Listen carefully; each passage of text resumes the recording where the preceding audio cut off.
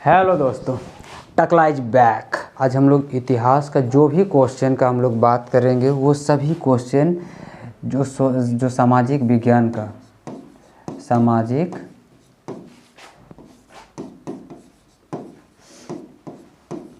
सामाजिक विज्ञान का जो पहला क्वेश्चन रहेगा सब्जेक्टिव में पहला क्वेश्चन इतिहास से रहता है। किससे रहता है?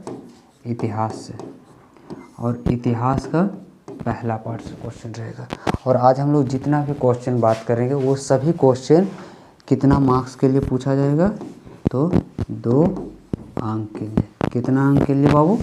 2 अंक के लिए। सब क्वेश्चन इंपॉर्टेंट है। सब क्वेश्चन को थोड़ा सा ध्यान से आप खाली देखिए।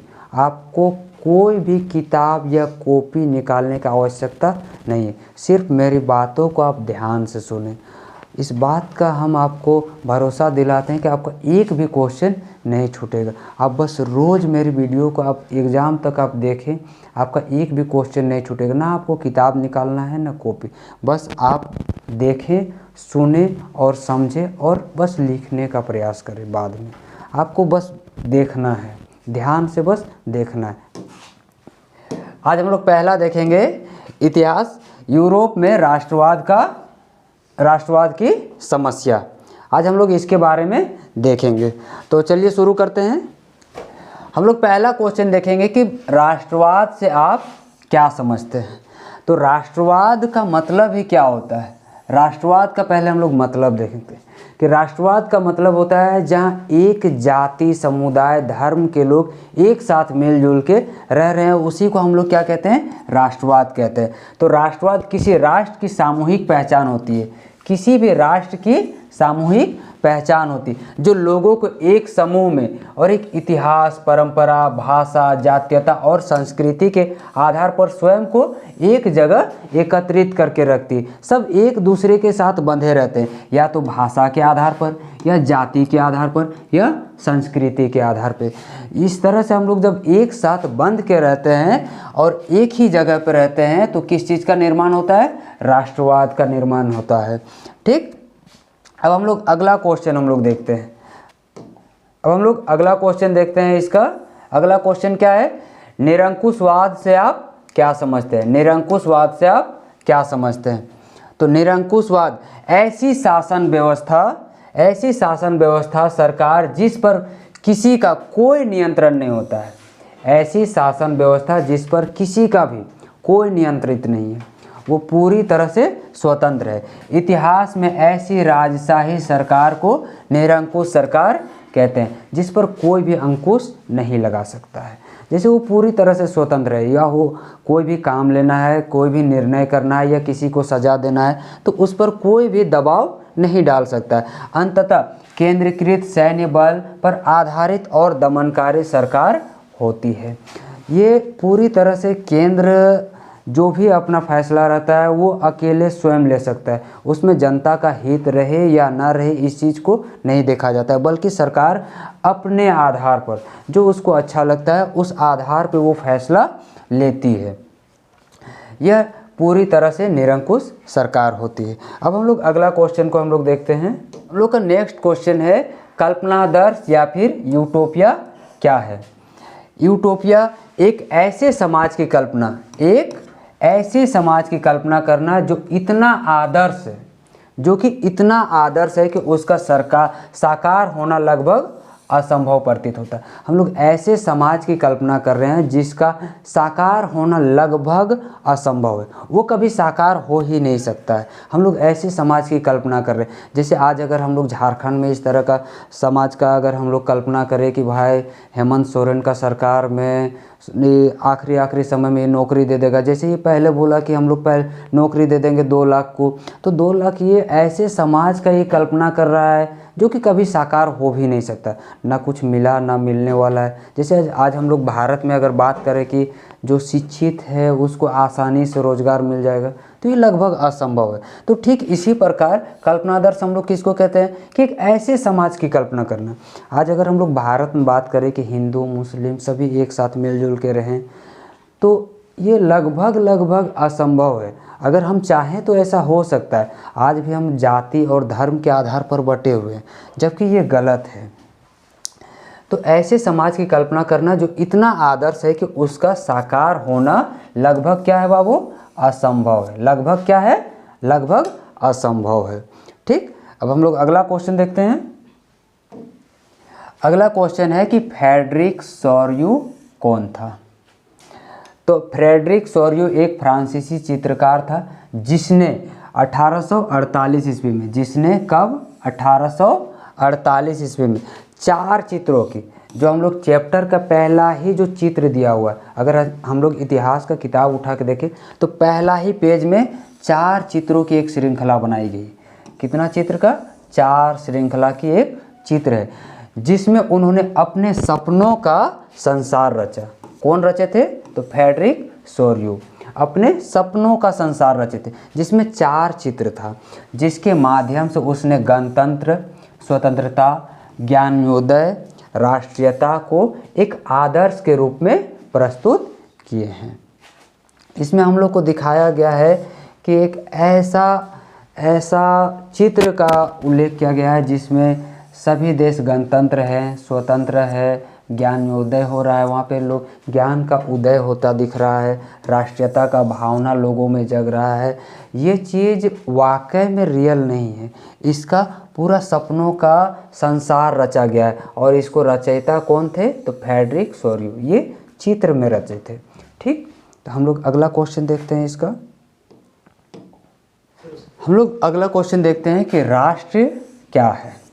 तो फ्रांसीसी दार्शनिक अर्नेस्ट रेनन के अनुसार राष्ट्र समान नस्लें, धर्म या क्षेत्र से बना है। एक राष्ट्र लंबे प्रयास, त्याग और निष्ठा का चरम बिंदु होता है। एक राष्ट्र का निर्माण ऐसे नहीं है कि अचानक से 2 दिन 2 आदमी का मन किया कि चल भाई हम लोग एक नया राष्ट्र का निर्माण कर लेते, एक नया देश का निर्माण कर लेते हैं, और वो तुरंत बन गए। ऐसा नहीं है, बल्कि एक राष्ट्र का निर्माण होने के लिए, जैसे हम लोग पहले भी देखे कि लोगों में जाति के आधार पर, धर्म के आधार पर, सभ्यता के आधार पर, संस्कृति के आधार पर, भाषा के आधार पर, जब सभी लोग एक साथ मिलते हैं तब जाके किस चीज़ का निर्माण होता है, राष्ट्र का निर्माण होता है। तो इसमें भी हम लोग क्या देख रहे हैं कि एक राष्ट्र का निर्माण होने के लिए लंबे समय से प्रयास, त्याग और निष्ठा का चरम बिंदु होता है। जैसे आज भी हम लोग देखें, झारखंड में देखें तो लगातार प्रयास हो रहा है, आंदोलन हो रहा है। जैसे हम लोग के साथ पहले शोषण हो रहा था, तो एक नए राज्य का निर्माण हुआ झारखंड का, कि हम लोग को जो नहीं मिल रहा है वो अब मिलने लगेगा। लेकिन फिर भी हमारे जो राजनेता हैं वो अपने फ़ायदे के लिए आज भी लोगों के साथ शोषण कर रहे हैं। आज अगर हम लोग देखें तो भारत में आज हम लोग पैसा से गरीब नहीं हैं, या सरकार आज हमको पैसे से गरीब नहीं बना रहा है, आज हमको पूरी तरह से मानसिक तौर पे गरीब बना रहा है। आज अगर हम लोग देखें तो झारखंड में हर चीज़ का बच्चा को व्यवस्था दिया गया है। शिक्षा के लिए स्कूल है, शिक्षक है, किताब, copy, pen, compass, bag, dress, सब कुछ फ्री में उपलब्ध करवा रहा है सरकार। जबकि सब कुछ फ्री में उपलब्ध है, लेकिन शिक्षा उपलब्ध नहीं। जो स्कूल के टीचर है वो भी नहीं पढ़ा रहे, बच्चा का तो पढ़ने का मन वैसे भी नहीं करता है।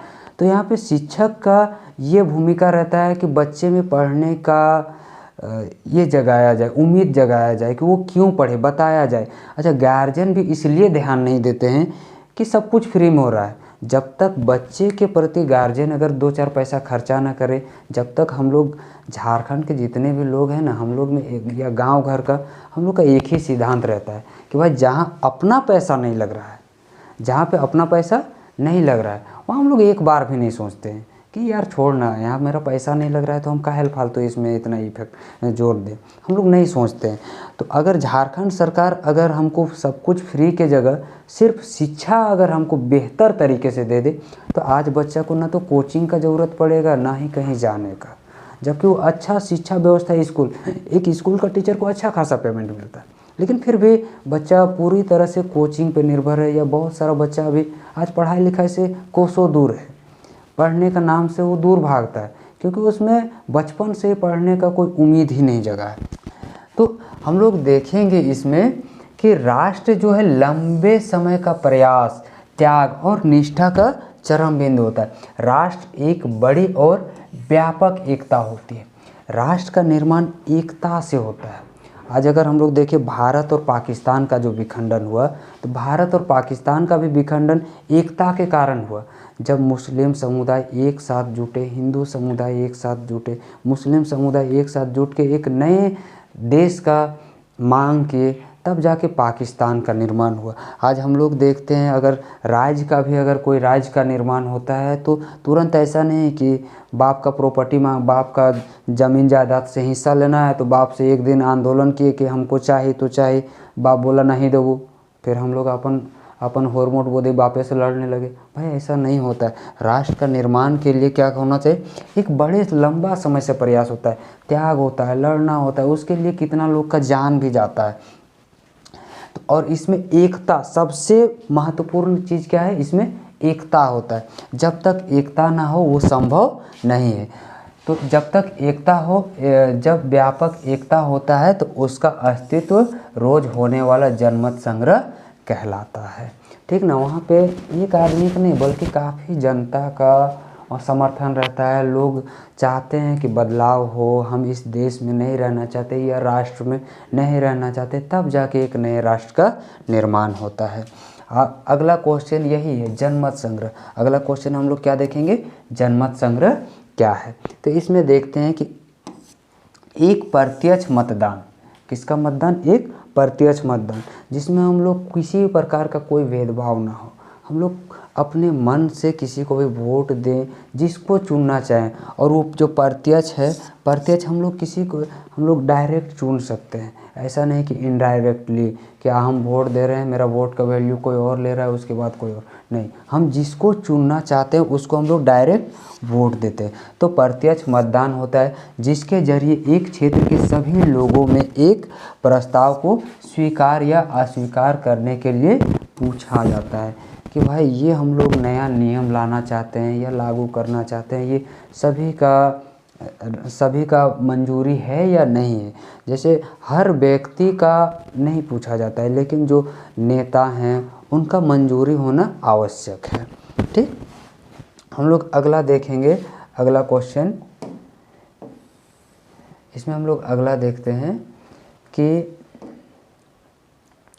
रूढ़िवाद से आप क्या समझते हैं। हम लोग क्या देखेंगे, रूढ़िवाद से आप क्या समझते हैं। तो ऐसा राजनीतिक दर्शन जो परंपरा, स्थापित संस्थाओं और रिवाजों पर जोर देता है। पूरी तरह से किस पर जोर देता है बाबू, राजनीतिक दर्शन जो कि परंपरा पर और स्थापित संस्थाओं और हम लोग का जो रीति रिवाज है इन चीज़ों पर जोर देता है, और तेज बदलाव की जगह क्रमिक और धीरे धीरे विकास करना चाहता है। धीरे धीरे विकास को प्राथमिकता देता है। जैसे रूढ़िवाद, जैसे आज भी हम लोग देखते हैं आज हम लोग अगर देखें लव मैरिज को जितना ज़्यादा हम लोग, आज का जनरेशन जितना ज़्यादा लव मैरिज को प्रोत्साहन दे रहा है, उतना ही अगर हम लोग देखें तो जो पहले के लोग थे वो आज लव मैरिज को गलत मानते हैं, क्योंकि वो चाहते हैं कि ठीक है बदलाव हो, समाज में बदलाव हो, लोगों में बदलाव आए, लेकिन इतना जल्दी ना आए। ठीक है, हो रहा है, आराम से चले, धीरे धीरे धीरे धीरे।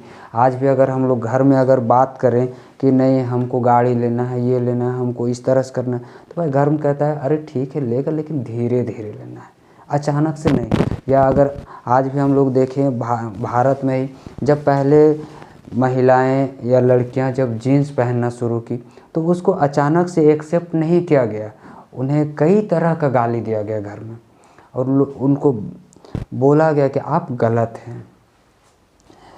तो बदलाव वो लोग चाहते हैं कि ठीक है बदलाव हो, लेकिन अचानक ना हो, धीरे धीरे बदलाव चाहते हैं वो सब। ठीक, तो अगला क्वेश्चन हम लोग देखेंगे इसके बाद उदारवाद के बारे में। अगला क्वेश्चन हमारा क्या है कि उदारवाद से आप क्या समझते हैं। अगला क्वेश्चन है उदारवाद। देखते हैं, उदारवाद शब्द लातिन भाषा के मूल लिबर पर आधारित है, जिसका अर्थ होता है आज़ाद।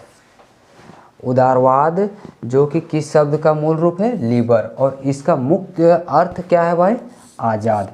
एक नए मध्य वर्ग के लिए उदारवाद का मतलब था कि व्यक्ति के लिए आज़ादी, किसी भी व्यक्ति का आज़ादी और कानून के समक्ष सबकी बराबरी। किसके समक्ष? कानून के समक्ष सभी का बराबरी होना चाहिए। उदारवाद एक ऐसी सरकार के पक्ष में था जो सबकी सहमति पर बना हो, जो किसी एक का सहमति नहीं बल्कि सबकी सहमति से बना हो। और उदारवाद निरंकुश शासक और पादरी वर्ग के विशेष अधिकारों की समाप्ति। हम लोग बात किए थे कि सबसे ऊपर में पादरी लोग रहते थे, उसके ऊपर में कुलीन, फिर उसके ऊपर में जो स्थानीय जो किसान लोग थे वो लोग थे। तो इसमें क्या था कि उदारवाद लोग का एक ही मानना था कि भाई बदलाव तेज़ी से हो और सबको बराबर का अधिकार दिया जाए। इसमें सबका सहमत, जब भी कानून बने तो उसमें सबका सहमति हो। और जो अधिकार है, जो पादरी वर्ग को जो विशेष अधिकार दिया गया था कि वो लोग टैक्स नहीं देते थे, तो उसको समाप्त किया जाए और राजा वही बनेगा, मंत्री का बेटा मंत्री, राजा का बेटा राजा। ये जो विशेष अधिकार था उसको क्या करना था? समाप्त करना था। और संविधान तथा संसदीय प्रतिनिधि सरकार का पक्षधार था। ठीक, अगला क्वेश्चन हम लोग बात करते हैं। अगला क्वेश्चन हम लोग देखते हैं कि 1815 की वियना संधि के क्या उद्देश्य थे। जो 1815 में जो वियना का संधि हुआ था उसका मुख्य उद्देश्य क्या क्या था। तो हम लोग देखते हैं कि 1815 की वियना संधि के निम्नलिखित उद्देश्य। पहला उद्देश्य क्या है कि उन कई सारे बदलाव को ख़त्म करना जो नेपोलियाई युद्धों के दौरान हुए थे। उन सारे बदलाव को ख़त्म करना जो कि नेपोलियन के युद्ध के समय जो हुआ था, उस दौरान में जो बदलाव हुआ था उसको क्या करना है? पूरी तरह से ख़त्म करना है। और साथ ही साथ बुर्बो वंश को पुनः सत्ता में बहाल करना था। तीसरा रीजन हम लोग देखते हैं कि फ्रांस की सीमाओं पर कई राज्य कायम करना ताकि भविष्य में फ्रांस विस्तार न कर सके। ठीक ना, फ्रांस की सीमाओं पर कई राज्य कायम कर देना ताकि फ्रांस बाद में वो विस्तार ना कर सके। ठीक, अगला क्वेश्चन हम लोग देखेंगे इसके बारे में। जॉल वेराइन क्या है? जॉल वेराइन क्या है देखेंगे हम लोग। जॉल वेराइन पर्सा की पहल पर 1834 में स्थापित एक व्यापारी शुल्क संघ था जिसमें लगभग सभी जर्मन राज्य शामिल हुए थे। एक ऐसा व्यापारिक शुल्क संघ था जिस पर सभी जर्मन राज्य, जितना भी जर्मन राज्य है सभी लगभग उस पर शामिल थे। जॉल वेराइन का लक्ष्य जर्मन लोगों के आर्थिक रूप से एक राष्ट्रीयता में बांध देना था। इस संघ ने बहुत से शुल्क अवरोधों को समाप्त कर दिया था। ये बहुत से शुल्क अवरोध को क्या कर दिए थे? समाप्त कर दिए थे। अगला क्वेश्चन हम लोग देखेंगे। अगला क्वेश्चन है कि मैजीनी कौन था। तो मैजीनी के बारे में हम लोग पढ़े थे इसके बारे में कि मैजीनी इटली का एक क्रांतिकारी राष्ट्रवादी व्यक्ति था जिसका जन्म कब हुआ था? 22 जून 1807 ईस्वी। ये क्वेश्चन, ये जो डेट है इसको याद कर लीजिएगा। ये क्वेश्चन जो है ऑब्जेक्टिव में पूछ सकता है। ठीक ना। और जेनेवा, और इनका जन्म 1807 में जेनेवा में हुआ था। वह कार्बोनारी नामक गुप्त क्रांतिकारी संगठन का सदस्य था तथा 1831 में उसने यंग इटली और यंग यूरोप नामक दो भूमिगत संगठनों की स्थापना की थी। ठीक ना। तो हम लोग को ऑब्जेक्टिव पूछता है कि यंग इटली या यंग यूरोप का स्थापना कौन किया था? तो कौन किया था? मैजीनी। यहाँ से ऑब्जेक्टिव भी पूछ सकता है और सब्जेक्टिव भी पूछ सकता है। दोनों तरह का क्वेश्चन इस क्वेश्चन से हम लोग का आ सकता है। यहाँ पे अगर हम लोग बात करें तो यहाँ 4 क्वेश्चन बनता है। एक पहला क्वेश्चन ये है, एक ये बनता है यंग इटली का स्थापना किसने किया, या फिर यंग यूरोप की स्थापना किसने किया, या फिर पूछ सकता है कि मैजीनी ने किन दो भूमिगत संगठनों की स्थापना की, तो यंग इटली और यंग यूरोप। यहाँ से मेरा इतना ज़्यादा क्वेश्चन बन रहा है। तो ये कोई छोटा मोटा क्वेश्चन नहीं है, इस पर विशेष ध्यान देना क्योंकि ये आ सकता है ऑब्जेक्टिव में भी और सब्जेक्टिव में भी। ठीक, तो हम लोग अगला क्वेश्चन देखते हैं। इसके बारे में हम लोग देखते हैं कि मैटरनिख युग क्या था। देखेंगे कि मैटरनिख ऑस्ट्रिया का चांसलर था। सबसे पहले तो ये क्वेश्चन भी ऑब्जेक्टिव के लिए है कि जो ऑस्ट्रिया का चांसलर कौन था? तो मैटरनिक था। ऑब्जेक्टिव यहाँ से बनता है। अगला क्वेश्चन है कि मैटरनिक युग क्या था, तो उसमें भी हम लोग यही लिखेंगे कि मैटरनिक ऑस्ट्रेलिया का चांसलर था जो घोर प्रतिक्रियावादी था। वह अपने राज्य में किसी भी प्रकार के सुधार के पक्ष में नहीं था। वह अपने राज्य में कोई भी सुधार नहीं चाहता था। वही जो रूढ़िवादी लोग जो अभी हम लोग बात किए, ठीक उसी प्रकार का वो था। तो अपने राज्य में किसी भी प्रकार का कोई भी सुधार नहीं चाहता था। उसकी नीति थी कि शासन करो, लेकिन उसका नीति क्या था कि शासन करो लेकिन कोई परिवर्तन नहीं होने दो। उसका नीति क्या था भाई कि शासन करो लेकिन कोई भी परिवर्तन ना होने दो। कोई भी परिवर्तन नहीं होने, जैसे चल रहा है चलने दो, ना तो कोई हमको छेड़छाड़ करना है कानून व्यवस्था में, ना कोई बदलाव करना है, जैसे चल रहा है चलने दो। जबकि वही आज का सरकार हम लोग के साथ भी कर रहा है कि भाई ठीक है जैसे तैसे ठेल धकल जा रहे हैं जाने दो। आज अगर बच्चा से अगर बात किया जाए तो इतिहास में पहली बार, इतिहास का किताब पहली बार बच्चा 10 क्लास तक में भी खोल के नहीं देखता है। वो या तो 11 क्लास 12 क्लास में जाके इतिहास के बारे में, या 10 क्लास में ही आके इतिहास वो थोड़ा बहुत पढ़ भी रहा है। नहीं तो पहले से क्या है कि इतिहास किताब आज भी हम लोग देखते हैं कि 6ठा क्लास 7वां क्लास 8वां क्लास का बच्चा इतिहास का किताब जो नया मिला है उसको जैसे के तैसे रख देते हैं, पढ़ना ही नहीं चाहता कोई। तो ये मैटरनिक का सपना सोच था कि शासन करो लेकिन कोई भी परिवर्तन नहीं होने दो। 1815 से 1848 तक का काल यूरोप के इतिहास में मैटरनिक युग के नाम से जाना जाता है। एक क्वेश्चन यहाँ से भी ऑब्जेक्टिव आता है कि 1815 से 1848 तक का यूरोप किसके नाम से जाना जाता है बाबू, तो मैटरनिक युग के नाम से। किसके नाम से?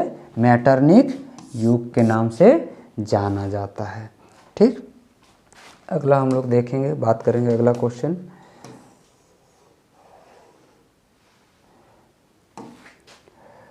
अगला क्वेश्चन हम लोग देखेंगे कि जर्मनी के एकीकरण में क्या बाधाएं थी। जर्मन का एकीकरण करने में किस तरह का बाधा आ रहा था।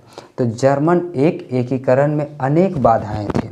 जर्मन के एकीकरण में अनेक बाधाएं थी। 19वीं शताब्दी में जर्मन 300 से ज़्यादा टुकड़ों में बट चुका था। 19वीं शताब्दी तक जर्मनी कितना टुकड़ों में बट चुका था? 300 टुकड़ों में। जैसे हम लोग, भारत भी पहले से बटा हुआ था। भारत को एक राष्ट्र बनाने में सरदार वल्लभ भाई पटेल का बहुत बड़ा योगदान रहा है, इसलिए उनको लौह पुरुष के नाम से जाना जाता है। भारत भी कई टुकड़ों में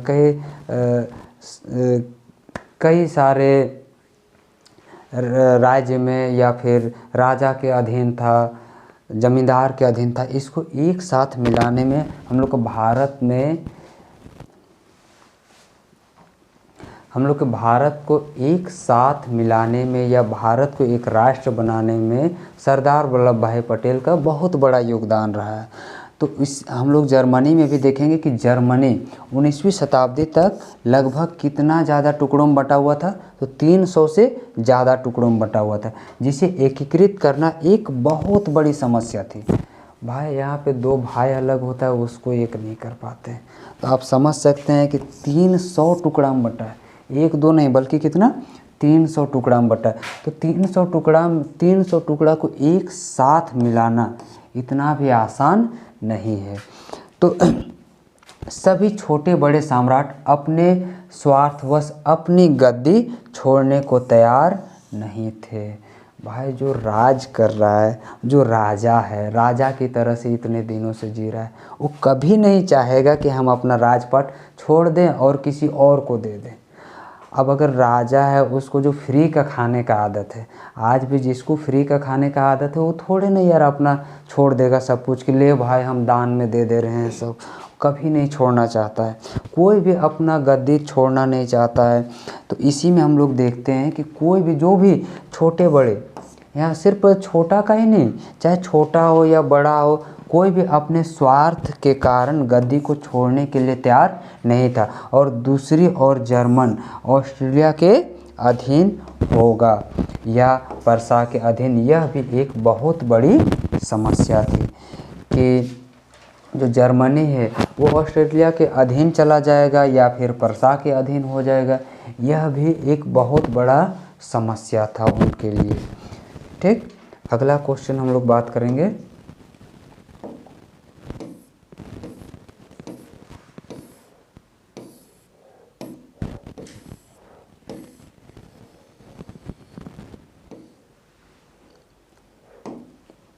अगला क्वेश्चन हम लोग देखते हैं कि वियना सम्मेलन की मेज़बानी किसने की थी।